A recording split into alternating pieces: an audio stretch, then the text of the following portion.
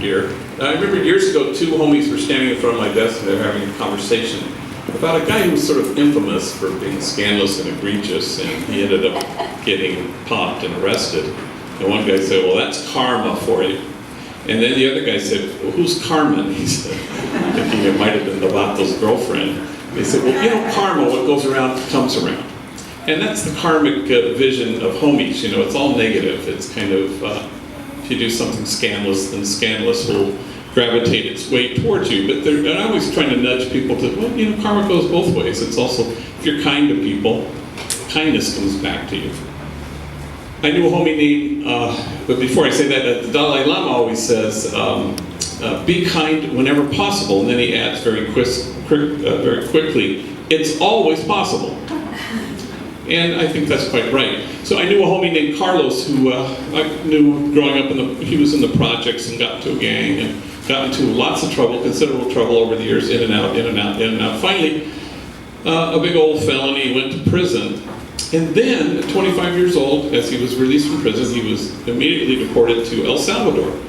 Kind of a foreign land to him, though it was his birthplace. He came in his mother's arms to Los Angeles when he was like 2.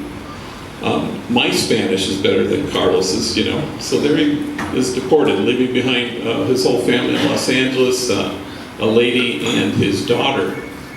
So, you know, everybody who answers the phones here knows that every day I get calls from what I call my dearly deported. All the homies who are, you know, Mexico, Nicaragua, Salvador, Guatemala. And life is hard for them, so they're always saying, you know, can you kick me down? And we're starving. And I had a homie call me the other day. I just sold my last chicken, he said. So I sent him some funds.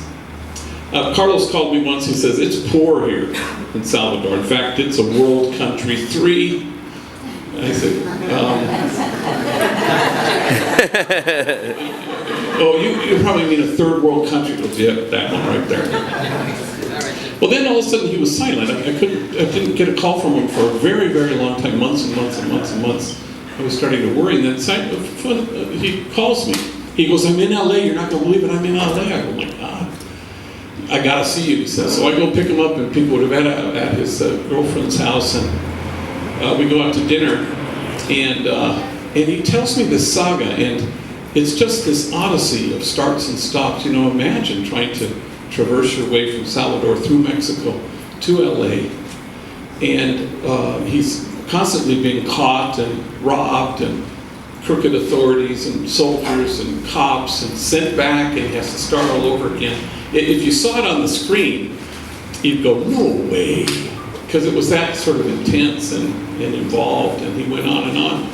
In fact, one time, somewhere in Mexico, he's robbed not just of what little money he has and valuables, he's stripped butt naked, and there he is running around in a little village like this in Mexico, and he's hiding behind trees, and he'd go up to people, and he said, in this village, everybody helped him. You know, some old lady said, here's some chonies, you know, and another guy said, well, here's a pair of pants, and people are going into their house, and here's a shirt, and I think these shoes might fit.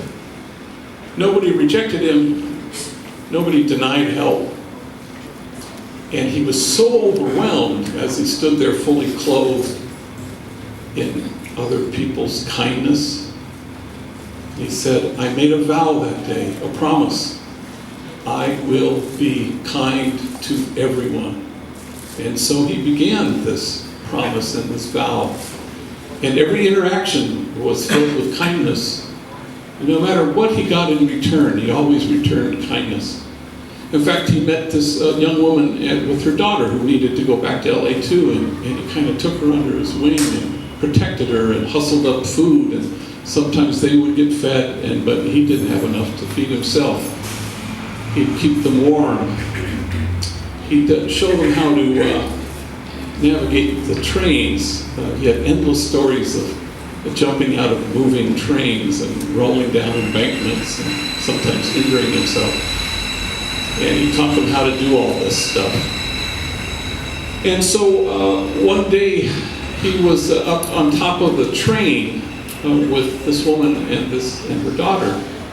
and the train was barreling through, heading towards Los Angeles, I guess, but going through Mexico, and it slows down through this town, and there's this evangelical church, and they have one of those letreros, like a big message board, where you would normally see the kind of the theme for this upcoming Sunday's, sermon.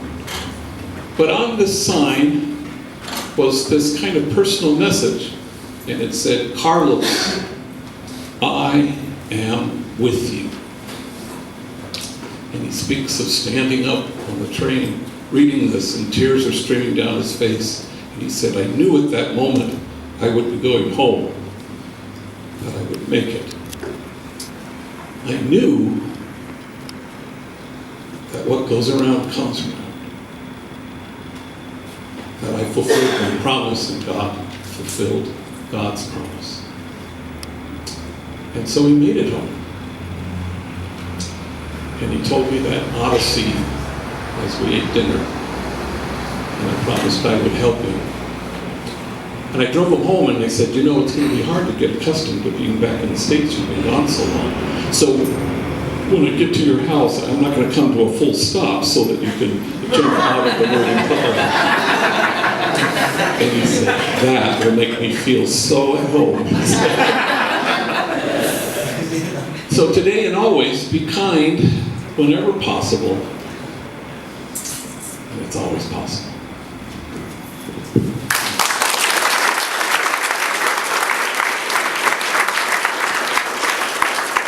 Isaiah, lead us in prayer.